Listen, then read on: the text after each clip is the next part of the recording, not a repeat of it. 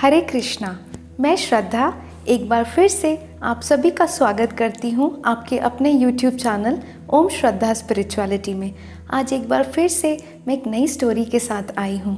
ये स्टोरी है एक राजा की और दो बेगर्स की, दो फ़कीर की। दो भाई रहते हैं, एक का नाम होता है रामू और दूसरे का नाम होता है श्यामू। रामू बहुत बूढ़ा होता है और श्यामू छोटा भाई थोड़ा जवान होता है। तो दोनों रोज़ राजा के महल में जाते हैं भीख लेने।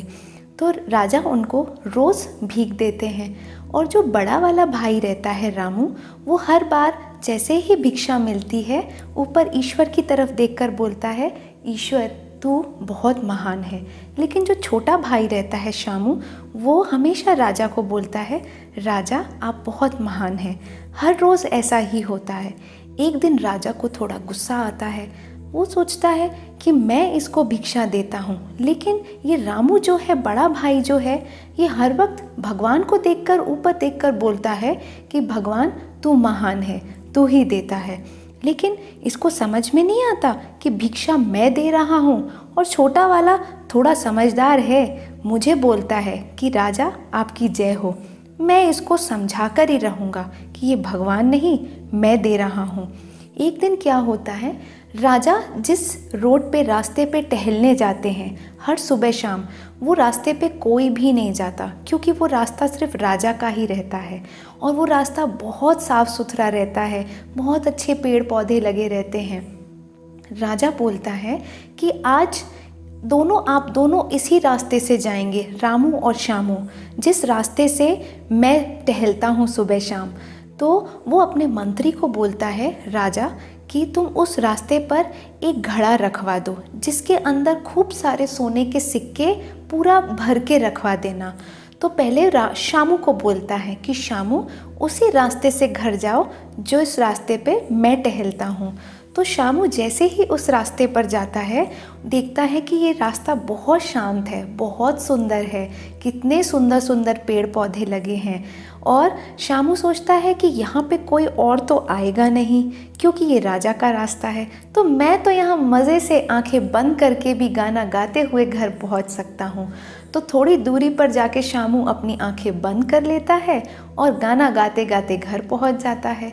थोड़ी देर के बाद राजा रामू को बोलते हैं, अब तुम इस रास्ते से निकलो और तुम भी उसी रास्ते से जाना जिस रास्ते पे मैं जाता हूँ, उसी रास्ते से घर जाना। तो रामू बोलता है, भगवान आप महान हैं। तो रामू जैसे ही उस रास्ते पे जाता है, ईश्वर को याद करता हुआ जाता है और उसकी नज़र उस घड़े पे पड़ती है जो राजा ने वहाँ पे रखवाई थी। और उस घड़े के अंदर खूब सारे सोने के सिक्के होते हैं, चमकते हुए उसको दिखते हैं। और वो जाके देखता है करीब से कि इसमें क्या है। और जैसे ही वो घड़ा उसको दिखता है, उसको ऐसा लगता है रामू को कि ये भगवान की तरफ से भेंट है। और वो घड़ा उठा लेता है और बोलता है, भगवान की जय हो, ऊपर देखकर भगवान को। और वो घड़ा लेकर चला जाता है। दूसरे दिन पर जब दोनों भाई दोबारा भिक्षा लेने जाते हैं, तो राजा दोनों से पूछते हैं, श्यामू तुम्हें कल कुछ मिला रास्ते पर?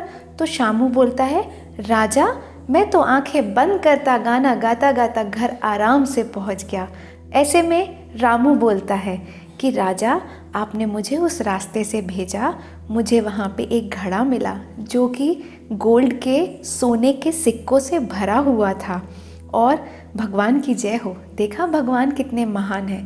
राजा को गुस्सा आता है कि वो घड़ा तो मैंने रखवाया था, लेकिन ये फिर भगवान के बारे में बोल रहा है। अभी राजा उनको उस दिन फिर से एक नई तरकीब सोचते हैं कि मैं इसको, रामू को एहसास दिला कर ही रहूँगा कि ये ऐसी मदद मैं कर रहा हूँ, लेकिन ये हमेशा भगवान के ही गुण गाता है। तो राजा मंत्री को बुलाता है, बोलता है धीरे से, मंत्री आज मैं तुम्हें एक बात बोलता हूँ कि तुम एक कद्दू लेकर आओ और उस कद्दू के छोटे से पीस को काटकर उसके अंदर सोने के सिक्के भर दो। वो कद्दू वो श्यामू को देता है, छोटे भाई को, जो हमेशा राजा को वाह वाह करता है, और रामू को, बड़े भाई को, पैसे देता है। तो रामू तो बोल के चला जाता है, राजा भगवान की जय हो, भगवान तू धन्य है। राजा को बहुत गुस्सा आता है। राजा बोलते हैं आज मैं इसको एहसास दिलाकर ही रहूँगा रामू को कि ये मैं दे रहा हूँ भिक्षा, मेरी वजह से इसकी ज़िंदगी चल रही है। वो मंत्री को बुलाते हैं, बोलते हैं मंत्री जी जल्दी से एक कद्दू लेकर आइए और कद्दू को थोड़ा सा काट के अंदर उसके सिक्के भर दीजिए और वापस उसको पैक कर दीजिए क्योंकि वो मुझे शामू को देना है। तो राजा बोलते हैं शामू ये कद्दू भिक्षा है आज मेरी तरफ से तुम्हारे लिए, और रामू को बड़े भाई को पैसे देते हैं। तो रामू राजा की जय हो, भगवान तू महान है बोल के चला जाता है और शामू बोलता है राजा की जय हो, चले जाता है। अभी शामू मन ही मन छोटा भाई सोचता है इस इतने बड़े कद्दू का मैं क्या करूं। मन ही मन सोचता है मुझे तो पैसा चाहिए था, अभी मैं सिर्फ कद्दू खाऊंगा क्या। तो वो रास्ते पर जाते एक सब्जी वाले को वो कद्दू बेच देता है। जब वो बेचता है उस कद्दू को, वहीं से रामू गुजरता है और उसी पैसे से वो कद्दू खरीद लेता है सब्जी वाले से। जैसे ही रामू घर पहुंचता है, कद्दू को काटता है, देखता है इतने सारे सोने के सिक्के, बहुत खुश हो जाता है और बोलता है भगवान तू बहुत महान है, तू ही देने वाला है। उसके बाद दूसरे दिन पे दोनों फिर उपस्थित होते हैं राजा के दरबार में। तो राजा पूछते हैं शामू तुमने कल कद्दू की सब्जी खाई, तुमने काटा? तो बोलते हैं राजा मैंने तो वो बेच दिया और मैंने उससे पैसे ले लिए सब्जी वाले से, और मैंने 2-3 चीज़ें उस पैसे से ले ली, फल सब्जियां, घर के लिए थोड़ा सामान। रामू बोलता है राजा वो कद्दू मैंने खरीद लिया उन पैसों से जो आपने मुझे दिए थे। मैं घर पे जाके देखा काट के, उसमें तो बहुत सारे सिक्के थे।